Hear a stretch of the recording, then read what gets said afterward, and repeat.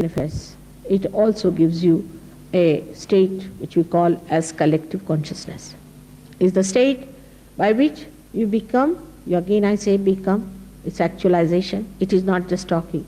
You become conscious collectively, means you become conscious of another person's centers on your fingertips. You also become self-aware. You know about yourself, what centers are catching, where are we going. Like a person who becomes mentally upset, he doesn't know. Till he becomes mad, goes to lunatic asylum and dies, he does not know. But in Sahaja Yoga, immediately you can find out that there's something going wrong with your mental side. If a person gets into cancer, he might get into the state of galloping cancer, about to die, then he may discover that he has got cancer. But in Sahaja Yoga, if there's a little imbalance, immediately it shows on your fingertips. And if you know how to do it, how to correct it, then every problem is solved. So as I told you yesterday, yoga has double meaning. Yoga means union with the divine. That's one.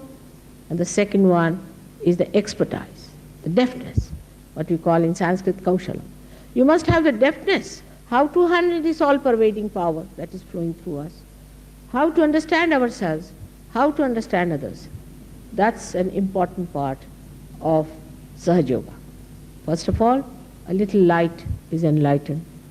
You get the experience of the spirit to begin with. It's an actualization. But then you must make it grow.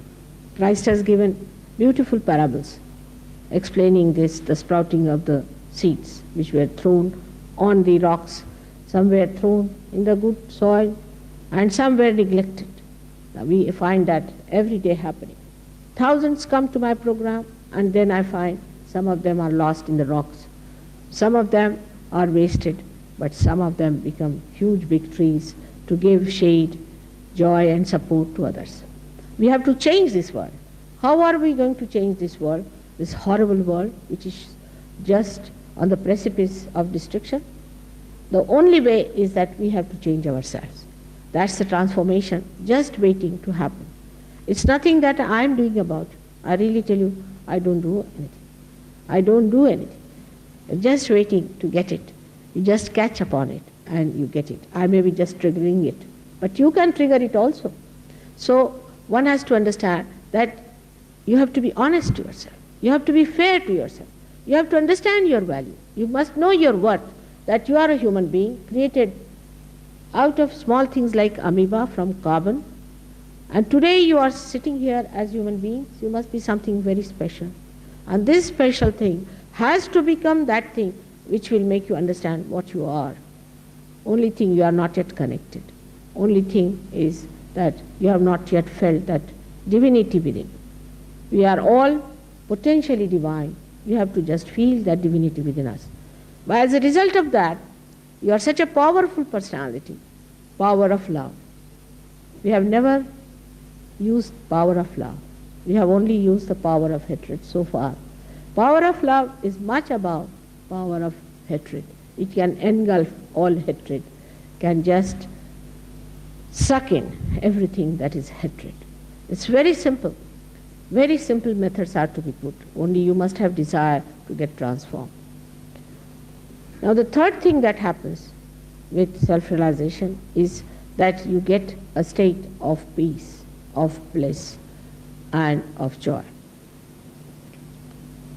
When the Kundalini rises above this Agya Chakra, you become thoughtlessly aware. It's called as Nirvichar Samadhi, thoughtlessly aware, where there is no thought in your mind. If you want, you can think. If you want, you can think. But if you don't want, you can be in that state where you don't think. Actually, it's maddening sometimes the way man is thinking, morning till evening, yarns after yarns, useless things, a joyless pursuit. But when this thinking stops, you are above the thoughts. I would say, to give it a simile, that the waves of thought come and go away. Another thought comes and goes away. We are jumping on the cusp of the thought all the time. Supposing we can just get in the center of the thought,